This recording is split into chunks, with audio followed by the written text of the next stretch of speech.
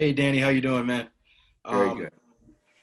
just kind of getting a gauge of going into week one. I talked to a couple people and asked like, what do you think is going to be the biggest unknown? And a lot of people mentioned special teams because you haven't had to have any live drills to kind of prepare. Where's sort of your, I guess, perspective on the maybe the unknown of how your unit is going to look because of the off season?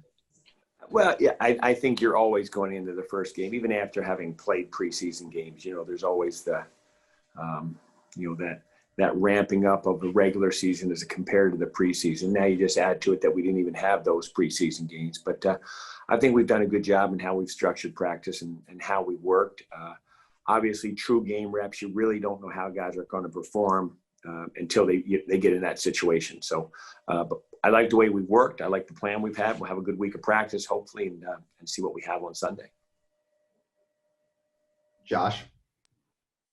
Hey, Danny. So you just mentioned you've liked how your group has worked with the three main specialists, Jason, Matt, and Blake.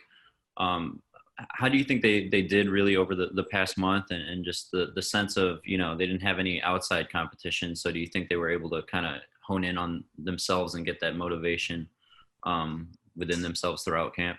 Yeah, I do. I think every guy in this building is self-motivated. I think the big thing is, that we've tried to emphasize with those guys and getting all the work for those guys is, without preseason games, being able to work for really 5 or 6 hours. When you think about when you get into a game situation, when you start, by the time you warm up for an hour and a half, and then you're ready to go for 3+ hours based on the game, it's all on you. So, with how we've structured practice, with involved in things very early in practice and being involved in things very late at practice, making sure our mindset is right to be able to perform at a high level for a long period of time, which you don't get without preseason games.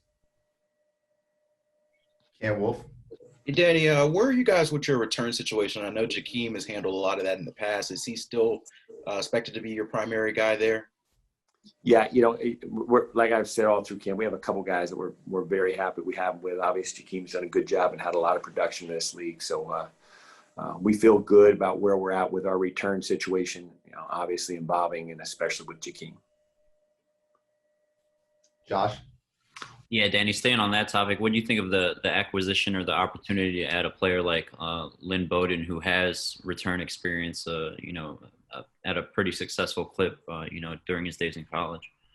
Yeah, it'll be interesting when we get him in the building, and really get your hands on him and be able to work with him. But he was a player, obviously. We had a high level of like his attribute, going into the draft. So once we get him in the building and see where he's at and see where he can help us, it'll be enjoyment to work with him. Cam. I guess one more on the return situation. I know you've had like different type of players returning. You got a small guy like Jakeem, and then sometimes you had a big guy like Preston. What do you kind of look at maybe different body sizes and types of players and how that goes into a returner? You've I've been almost in this league for 20 years now, and I've seen them all. You've seen guys that are big. You've seen guys that are small. You've seen guys that you don't think are fast but are quick. It's an innate ability as a return player to be able to make people miss in small places. And regardless of your body type, some guys have that ability and some guys don't. And you mentioned a couple of guys that we have that I think have that ability, and they've proven it in games that they can make people miss in small areas.